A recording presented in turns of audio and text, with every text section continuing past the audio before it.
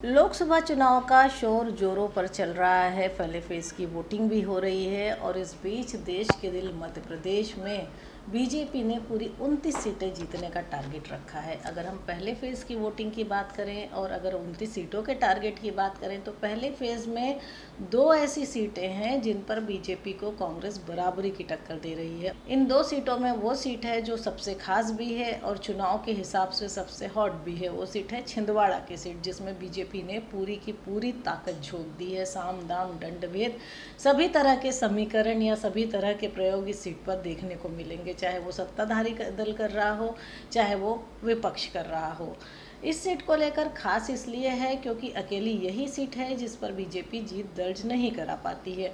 पिछले 4 दशक के इतिहास को हम देखें तो शायद एक ही बार ऐसा मौका आया था जब बीजेपी ने इस सीट पर जीत दर्ज कराई थी और ये सीट है छिंदवाड़ा सीट, जिस पर लगभग 4 दशक से कमलनाथ परिवार का कब्जा है। सबसे पहले लगातार कमलनाथ इस पर सांसद रहे और कमलनाथ जब मुख्यमंत्री बने तो उनके बेटे नकुलनाथ ने यहाँ पे 2019 में चुनाव लड़ा और उन्होंने जीत हासिल करी। तो मध्य प्रदेश में वो कांग्रेस के अकेले सांसद हैं और कह सकते हैं कि कमलनाथ के लिए छिंदवाड़ा एक मजबूत गढ़ है, जिसको भेदने के लिए बीजेपी ने विधानसभा में भी कई सारी रणनीतियां बनाई थी और लोकसभा में भी बनाई हैं।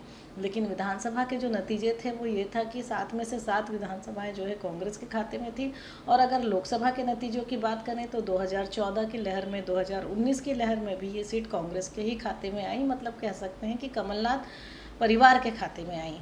अब जो स्थिति है इस सीट पर यह है कि बीजेपी ने प्रचार में पूरी ताकत झोंक दी है। कमलनाथ के एक एक करके सभी समर्थकों को बीजेपी ज्वाइन करा ली है।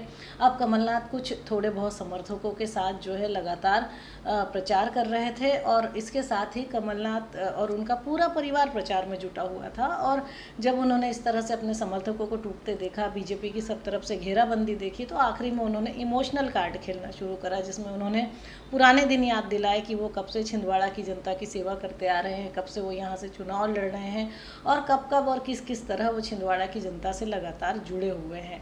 तो पूरा नाथ परिवार अब इमोशनल कार्ड खेल रहा है। वहीं अगर बीजेपी की बात करें तो बीजेपी ने विवेक बंटी साहू को यहाँ से मैदान में उतारा है। और विवेक बंटी साहू की बात करें तो इन्होंने 2019 में जो विधानसभा के उपचुनाव हुए थे, जब कमलनाथ मुख्यमंत्री थे, तो उनके खिलाफ भी चुनाव लड़ा था और अब ये लोकसभा का टिकट भी जो है उन्हीं को दिया गया है।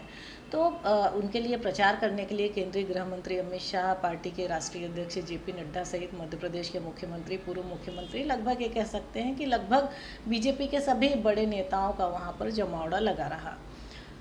लगातार सारी कोशिशें होती रही। फिर उसके बाद जो खास बात है वो ये है कि कहीं ना कहीं बीजेपी के लोगों में कह सकते हैं कि उम्मीदवार के चेहरों को लेकर असंतोष है। अंदर ही अंदर कहीं ना कहीं जो है बीजेपी के कार्यकर्ता इस बात को लेकर नाराज हैं कि जितनी भी बार टिकट दिया जा रहा है एक ही चेहरे को लगातार दिया जा रहा है। दूसरा, कांग्रेस की बड़ी संख्या में कांग्रेस कार्यकर्ता और कमलनाथ समर्थकों को बीजेपी ज्वाइन करा ली गई है, तो इससे जो बीजेपी का पुराना कार्यकर्ता है वो भी नाराज है। तो कुल मिलाकर ये कह सकते हैं कि छिंदवाड़ा सीट तो बीजेपी के लिए जीतना हमेशा से कठिन है, क्योंकि वो कमलनाथ का गढ़ माना जाता है और तमाम कोशिशों के बावजूद अभी तक तो बीजेपी उस गढ़ को भेद नहीं पाई है। लेकिन बीजेपी के अंदर इस तरह के असंतोष और तमाम सारी ताकत लगाने के बाद, हालांकि इसमें कोई शक नहीं कि बीजेपी कह सकते हैं कि इस सीट पर लगभग टक्कर में दिखाई दे रही है। अब नतीजे बताएंगे, लेकिन जो इंटरनल स्थितियां या जो कह सकते हैं अंदरूनी हालात इस वक्त बीजेपी और उनके कार्यकर्ताओं के बीच में है। दूसरा, जो कमलनाथ अपने परिवार को लेकर इमोशनल कार्ड खेल रहे हैं। तो अब बड़ा इंटरेस्टिंग होगा नतीजा है देखना कि कमलनाथ का, नाथ परिवार का इमोशनल कार्ड चल रहा है या बीजेपी की रणनीति यहाँ पर कामयाब हुई।